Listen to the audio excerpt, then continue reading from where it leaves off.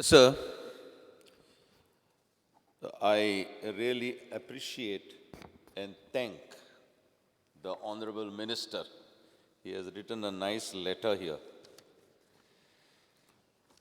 His intentions are good.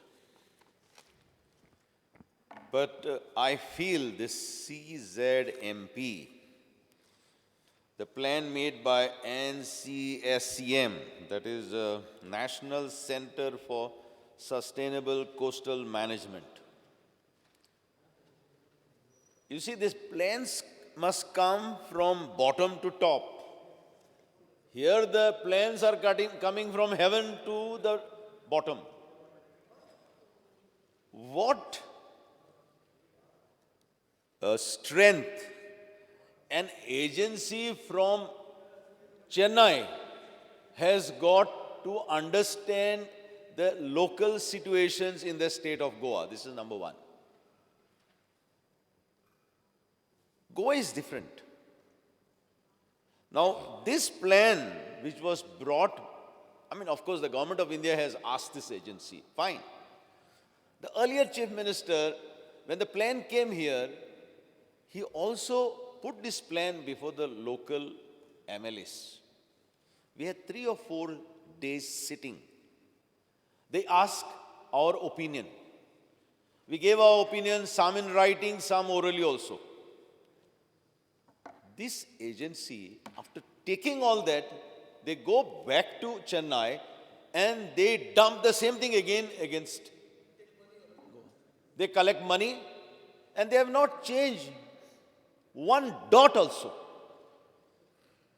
See the arrogance of this agency. They want to have a consultation with the local MLAs, with the local government. The chief minister has taken special pains, and this agency goes back, takes all the suggestions, and is so arrogant, sends back the same plan. Now, this is to spoil the peace of mind of the people of Goa. I understand Honorable Minister is going to every place. The way people are swearing against us, I feel pained. And I really don't know how to tell you, this is unnecessarily a task where nobody will be grateful to you. It's a task where you are trying to protect something which is unprotectable. A task where you are trying to present before the people which is something which is not presentable. An agency which has not taken anything into consideration as far as Goa and Goa's laws and Goa's plans are concerned. I just want to bring to your notice. Government of Goa brought the first regional plan. Whatever you say about that regional plan, Honorable ex-Town and Country Planning Minister has accepted it. And I'll tell you why he has accepted it. The first regional plan came somewhere in 1980s or 90s. It was known as Regional Plan for 2001. It was a plan which was accepted. It is a legal plan, whatever you say. Afterwards, our honorable colleague, Mr. Babush Monserrat, brought another plan. It was known as 2011 Regional Plan. There were agitations for years together. People rejected it, and the agitations were very, very,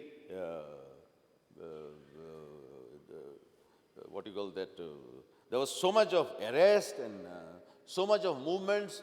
Goa Bachao movement came and some other movement came, and finally the next chief minister, Mr. Digambar Kamath, said, okay, we don't accept the 2011 regional plan.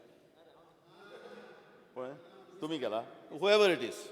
So the first regional plan was 2001 regional plan, which was accepted. The second plan was 2011 regional plan, which was brought by Mr. Babush Monserrat, was rejected by the subsequent governments. Then Mr. Digambar Kamath appointed some agencies, some experts, and he brought 2021 regional plan.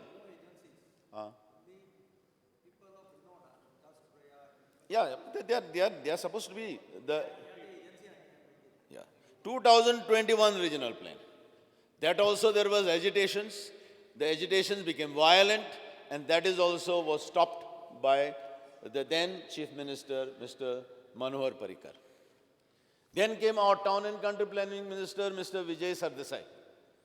And Mr. Vijay Sardesai said, since 2011 regional plan was not accepted, since 2021 regional plan was not accepted, he will go by the 2001 regional plan. Correct? He still is implementing the 2001 regional plan. Speaker, sir, I don't know why minister is getting this. No, I'm not talking of regional plans. I'm giving you an example. Example.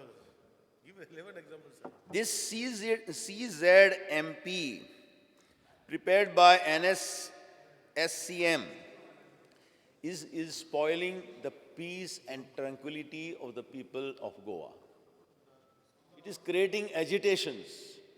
And therefore, I feel that at least the 2000 regional plan, which is accepted, should be made a base. Speaker, sir, again I want to intervene.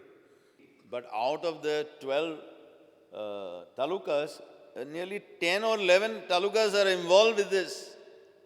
Correct or not? Virtually all the talukas are involved over here. So therefore I am saying the earlier commitments, this is very important, earlier commitments given by the GCZMA, Goa Coastal Zone Management Authority, should be honored. You see, Goa is a small place. People of Goa, which own 100% land at the time of liberation, 90% of the land was belonging to a certain community. Today, that land is gone. And if people are harassed and this overriding thing is come, then people will leave. People will sell the land. Goans are already getting completely finished over here. So I am saying, honor the earlier commitments, take some base, and on that basis you ask your whoever agency, whether it's this agency or NIO, to prepare a plan after taking the earlier commitments into consideration. And therefore, I'm requesting that give them a sort of a base. On that basis, let them prepare a plan. And that plan, thereafter, you take it to the people for discussion.